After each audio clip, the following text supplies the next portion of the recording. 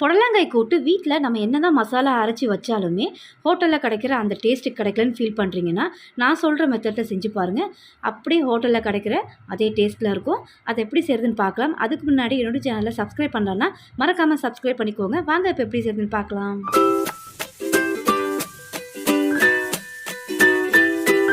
முதல்ல புடலங்காயை நம்ம வேக விட்டுக்கலாம். பாத்திரத்தை ஹீட் பண்ணிவிட்டு நான் கட் பண்ண புடலங்காய் ஒரு 250 கிராமுக்கு இருக்கும். நான் இந்த சைஸ்க்கு கட் பண்ணி எடுத்துருக்கேன். இப்போ இதில் இந்த புடலங்காய் பாதி அளவுக்கு முழுகிற அளவுக்கு மட்டும் தண்ணி சேர்த்துக்கோங்க. தண்ணி சேர்த்த பிறகு இந்த புடலங்காய்க்கு தேவையான உப்பு சேர்த்துக்கோங்க. நான் பிஞ்சு புடலங்காங்கிறதுனால நான் இந்த அளவுக்கு சேர்த்துருக்குறேன். தண்ணி கொஞ்சம் முத்தலாக இருக்குது அப்படின்னா நீங்கள் மூழ்கிற அளவுக்கு கூட சேர்த்துக்கலாம். இப்போ இதை சேர்த்து ஒரு 10 நிமிஷம் மிதமான தீயில வச்சு நம்ம இதை வேக விட்டு எடுத்துக்கலாம்.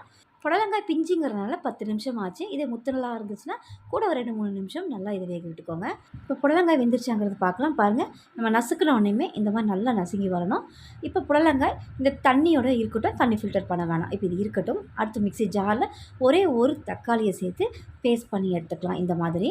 இப்போ இது இருக்கட்டும். இப்போ திரும்பவும் நம்ம ஒரு மிக்ஸி ஜார் எடுத்துக்கோங்க.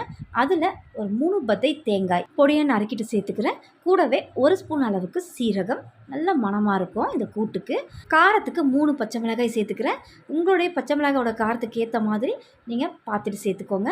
இப்போ இதை நல்லா இந்த மாதிரி கட் பண்ணி சேர்த்துட்டு தண்ணி ஊற்றி ஃபைன் பேஸ்ட்டாக இந்த மாதிரி அரைச்சி எடுத்து வச்சுக்கிறேன். இப்போ இது இருக்கட்டும். அடுத்ததாக பார்த்திங்கன்னா 50 கிராம் அளவுக்கு கடலைப்பருப்பு ஒரு 1/2 hour நல்லா ஊற விட்டுட்டேன் கடலைப்பருப்பை முதல்ல.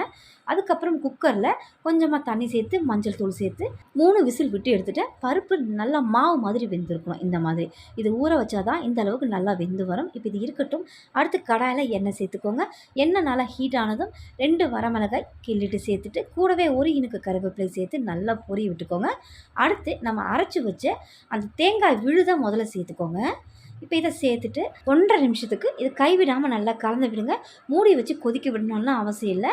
நீங்கள் இப்படி ஓப்பன் பண்ணியே நல்லா கலந்து விட்டிங்கன்னா இந்த அளவுக்கு நல்லா கொதித்து வரும் ஒரு 1.5 நிமிஷத்தில். அதுக்கப்புறம் நம்ம அரைச்சி வச்ச தக்காளி விழுதை இது கூட சேர்த்துக்கோங்க. சேர்த்துட்டு ஒரு 1.5 நிமிஷத்துக்கு இந்த தக்காளி பச்சை வாசனை இல்லாமல் நல்லா கொதித்து இது மேலே எண்ணெய் பிரிஞ்சு வரும். இதை மூடி வச்சு கொதிக்க விடுறதுக்கு முன்னாடி இந்த மசாலாவுக்கு ஏற்ற உப்பு சேர்த்துக்கிறேன். நான் புடலங்காயில் அதுக்கு தகுந்த மாதிரி கொஞ்சமாக உப்பு சேர்த்துருக்கேன். இந்த மசாலாவுக்கு ஏற்ற உப்பு சேர்த்து இதை ஒரு 1.5 நிமிஷம் நல்லா கொதித்து வரட்டும். பாருங்கள், நல்லா எண்ணெய் நல்லா பிரிஞ்சு வந்திருக்கு பாருங்கள். இந்த அளவுக்கு மசாலாவை ஒரு 3 நிமிஷத்துக்கு நல்லா கொதித்து ரெடி பண்ணி வச்சுக்கோங்க. இப்போ அடுத்து இது கூடவே நம்ம வேக வச்சு எடுத்து அந்த புடலங்காயை அந்த தண்ணியோடவே சேர்த்துக்கோங்க. நம்ம எக்ஸ்ட்ரா பச்சை தண்ணி சேர்க்கவே போகிறதில்ல. நம்ம அரைச்ச மசாலா தண்ணி இருக்குது, இந்த புடலங்காயில் வேக வச்ச தண்ணி இருக்குது, கடலைப்பருப்புலையும் தண்ணி இருக்குது வேக வச்ச தண்ணி. அதனால் தண்ணியே நீங்கள் சேர்க்காதீங்க. நான் சொன்ன அளவுகளோட தண்ணி சேர்த்துட்டிங்கன்னா எக்ஸ்ட்ரா தண்ணியே தேவைப்படாது. இந்த தண்ணியிலே நல்லா கொதிக்க விட்டிங்கன்னா டேஸ்ட்டு சூப்பராகவே இருக்கும். இப்போ இதை சேர்த்து நல்லா கலந்து விட்டு நம்ம வேக விட்ட கடலைப்பருப்பையும் இது கூடவே சேர்த்துக்கலாம்.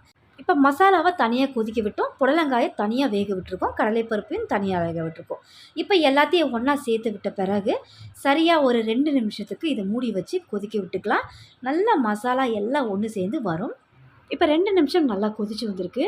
நம்ம சேர்த்த மசாலா வேக விட்ட கடலைப்பருப்பும் புடலங்காயும் எல்லாம் சேர்ந்து மசாலாவோடு நல்லா ஒன்று சேர்ந்து வந்திருக்கு. இந்த கன்சிஸ்டன்சியில் இருக்கிற மாதிரி கூட்டை ரெடி பண்ணிக்கோங்க. புடலங்காய் கூட்டுக்கு நான் வெங்காயம் சேர்க்கவே இல்லை. வெங்காயம் சேர்க்காமே செய்யலாம். அப்படி வெங்காயம் விருப்பப்படுறவங்க நீங்கள் தாளிப்பு மாதிரி வெங்காயத்தை சேர்த்து ஆட் பண்ணிக்கலாம். கடைசியாக அதில் பொடியை நறுக்கின கொத்தமல்லி சேர்த்து இறக்கணும் அப்படின்னா ஒரு சுவையான ஹோட்டல் ஸ்டைலில் புடலங்காய் கூட்டு ரெடி. நீங்கள் கண்டிப்பாக ட்ரை பண்ணி பாருங்கள். சாதத்து கூட சாப்பிடும்போது செம்ம டேஸ்ட்டாக இருக்கும். பிடிச்சிருந்தால் சப்ஸ்கிரைப் பண்ணுங்கள். ரொம்பவும் பிடிச்சிருந்தால் லைக் ஷேர் பண்ணுங்கள். தேங்க்ஸ் ஃபார் வாட்சிங்.